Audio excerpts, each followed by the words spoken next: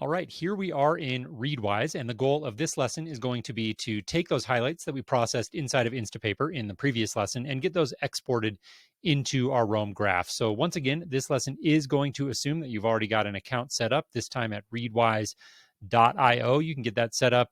Again, this does cost a little bit of money. It's $8 a month at the time of this recording, and in my opinion, worth every penny. So again, this is going to assume that you already have this set up. If you don't, go ahead and pause this lesson and get that taken care of. Very easy to get this all configured. I am here on the main Readwise dashboard, and I'm going to click here at the top under Connect and Sync. And the first step is going to be to click on this Import Highlights, because the first thing we need to do is import those highlights over from Instapaper. Now, the thing that I'm going to point out here is when you first come to this page, you'll see a bunch of these little tiles here for all of the different apps that Readwise integrates with. So you can see there's a whole bunch of them. You will see the Instapaper one here down under this Connect and Sync heading. I've already got this one connected to my account, so it's showing up here. But all you'll need to do to get that connected is just click on the blue Connect button and follow the prompts. I've already gone ahead and imported the highlights because sometimes this can take a few minutes to do. But if you click on Sync Now, you'll see that it takes you to this page and it lets you know that this can take a few minutes. You're allowed to kind of close this window and go away and do your thing, make yourself a sandwich or whatever while this is processing. You can see this time it did it really quickly because there were no new highlights for it to grab because I'd already done this. But again, sometimes that can take a few minutes. Once it's done, those highlights will be inside of Readwise. The way you can check that visually, if you're curious, is you can click on Browse. And in this case, because it was an article, I'll click on Articles, and you can see right here a brief history of money with the number of highlights that have been imported into Readwise.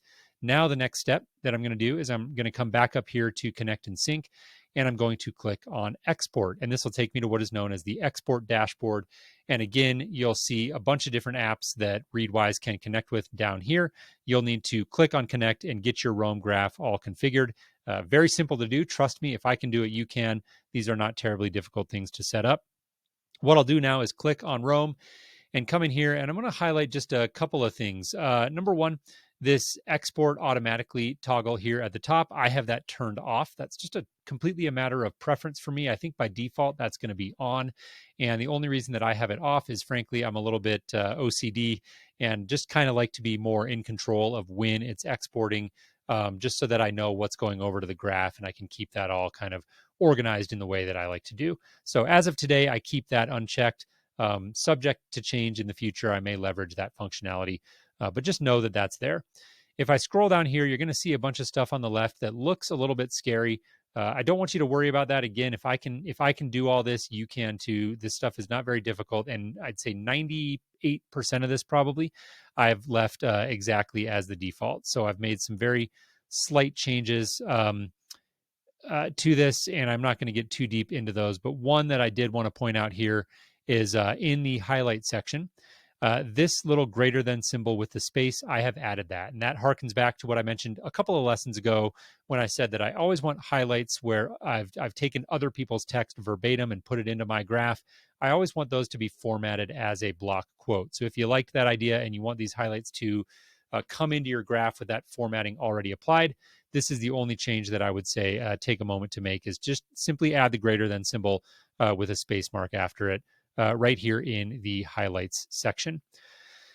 Beyond that, again, I have pretty much left everything here as default. So you do have a toggle down here to select items to be exported. So if you want a little bit more control over what's going to go over to your Roam graph, maybe there are articles that you've highlighted that you want to keep inside of Readwise, but you don't necessarily want them in Roam.